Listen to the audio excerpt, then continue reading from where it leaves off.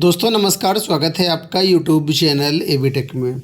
आज है 13 जुलाई 2024 और जान लेते हैं आज की महत्वपूर्ण खबरें जो आज के प्रमुख समाचार पत्रों पर छाई हुई हैं और आप लोगों के लिए बहुत ही इम्पोर्टेंट हैं। सबसे पहले यहाँ पर देखिए लिखा है कि आयोग में प्रधानाचार्य पद पर नियुक्ति के लिए फर्जीवाड़ा, 2 चयनित अभ्यर्थियों पर केस। यहाँ पर बात हो रही है उत्तर प्रदेश लोक सेवा आयोग की भर्तियों की। आप लोग जानते होंगे लोक सेवा आयोग ही पीसीएस के माध्यम से जीआईसी प्रधानाचार्य की भर्ती करवाता है और इसमें फर्जीवाड़ा देखने को मिला है। यहाँ पर देखिए पूरी जानकारी दी गई है कि उत्तर प्रदेश लोक सेवा आयोग में प्रधानाचार्य पद पर नियुक्ति के लिए 2 अभ्यर्थियों ने फर्जीवाड़ा किया। सम्मिलित राज्य प्रवर अधीनस्थ सेवा भर्ती 2021 में जाली अनुभव प्रमाण पत्र लगा करके चयन पा लिया। सत्यापन में फर्जीवाड़े का खुलासा होने पर आयोग अफसरों ने सिविल लाइंस थाने में दोनों के खिलाफ धोखाधड़ी और दस्तावेज की कूट रचना के आरोप में एफआईआर दर्ज कराई है। रिपोर्ट अनुभाग अधिकारी अजय कुमार सिंह ने दर्ज कराई है। तहरीर में उन्होंने बताया कि सम्मिलित राज्य प्रवर अधीनस्थ सेवा परीक्षा 2021 के आधार पर रश्मि कला व राम प्रकाश नाम के 2 अभ्यर्थियों का चयन प्रधानाचार्य के पद पर हुआ था।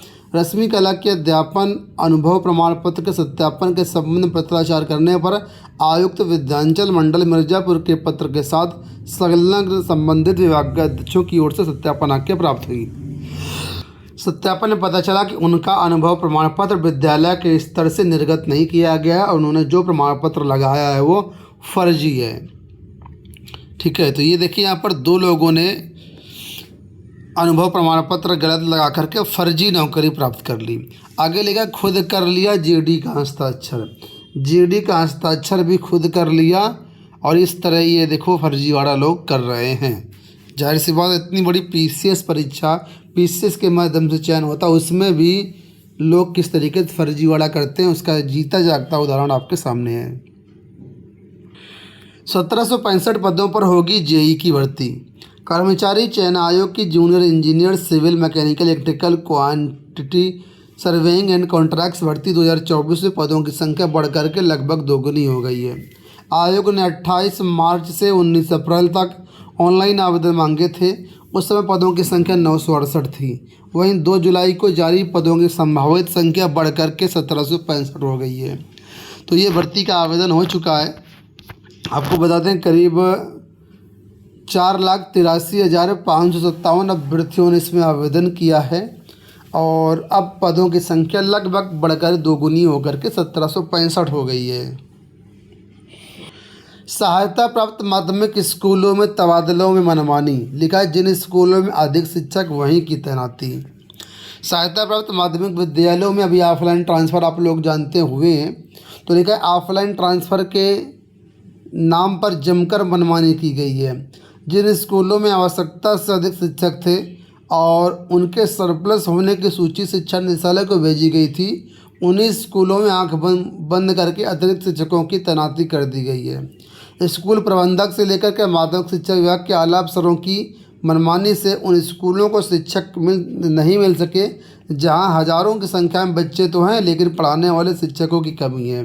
Doctor KP Jaiswal inter college में सर्वाधिक 13 शिक्षक सरप्लस थे और यहाँ भी 5 शिक्षकों का तबादला कर दिया गया है। मज़े की बात यह है कि स्कूल प्रबंधकों ने ही सरप्लस शिक्षकों की सूची भेजी है और फिर उन्होंने ही नए अध्यापकों को अनापत्ति प्रमाण पत्र दे दिया। इसी के आधार पर डीआईएस और फिर जेडी कार्यालय से एनओसी मिल गई और शिक्षा निदेशालय ने तबादला का आदेश जारी कर दिया है।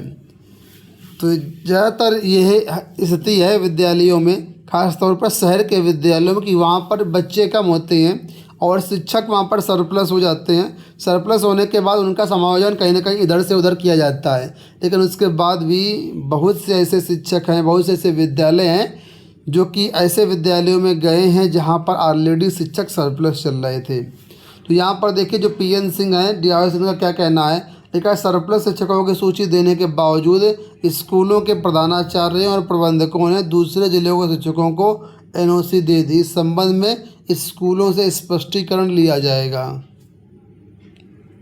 अगली अपडेट यहाँ पर देखिए नए शिक्षा सेवा चयन आयोग को लेकर के। लिखा है जून भी बीता, नए आयोग को नहीं मिले स्थायी अध्यक्ष। जून का महीना में बीत गया, लेकिन उत्तर प्रदेश शिक्षा सेवा चयन आयोग को नए स्थायी अध्यक्ष अब तक नहीं मिल पाए। स्थायी अध्यक्ष की नियुक्ति न होने के कारण नीतिगत फैसले अटके हुए हैं। नई भर्तियों को लेकर के कोई निर्णय नहीं हो पा रहा है।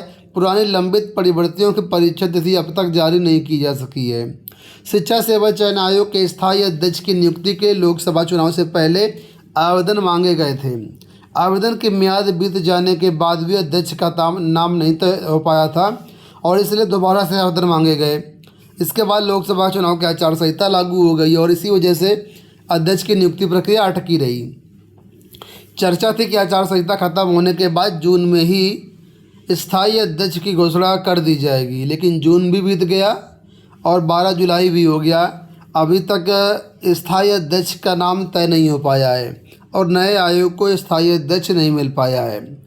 यही कारण है कि शासकीय माध्यमिक विद्यालयों में 4163 पदों पर टीजीटी पीजीटी की परीक्षा का कोई अता पता नहीं है और यही कारण कि शासकीय महाविद्यालयों में असिस्टेंट प्रोफेसर की परीक्षा का भी कोई अता पता नहीं है। 2 साल लगभग समय पूरा हो चुका है। तो ये आप देख सकते हैं क्या स्थिति है। यहाँ देखिए अपडेट कि यूजीसी नेट के लिए दोबारा खोला जाए ऑनलाइन आवेदन पोर्टल।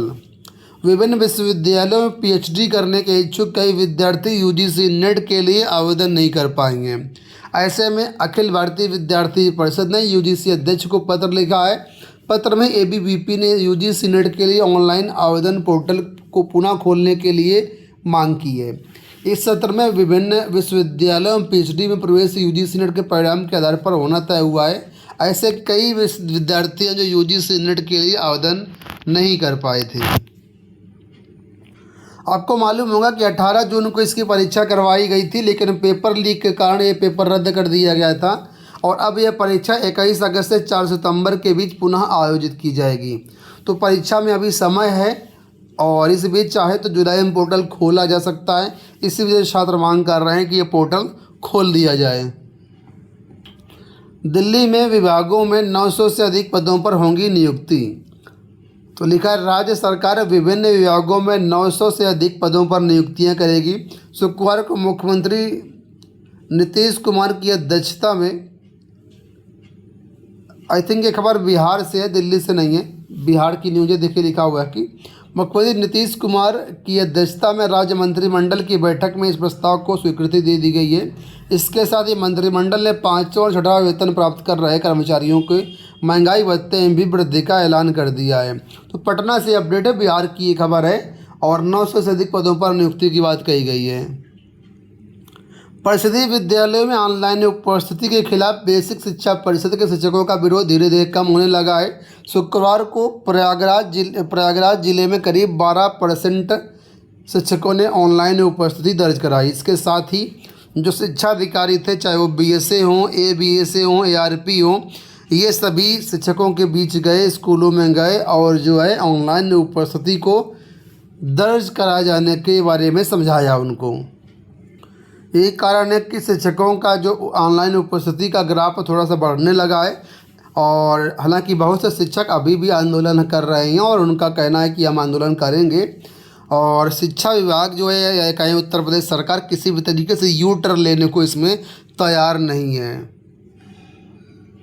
दोस्तों ये हो गई आज की सारी सूचनाएं। उम्मीद करेंगे वीडियो आपको पसंद आया होगा। इस वीडियो में फिलहाल इतना ही। धन्यवाद।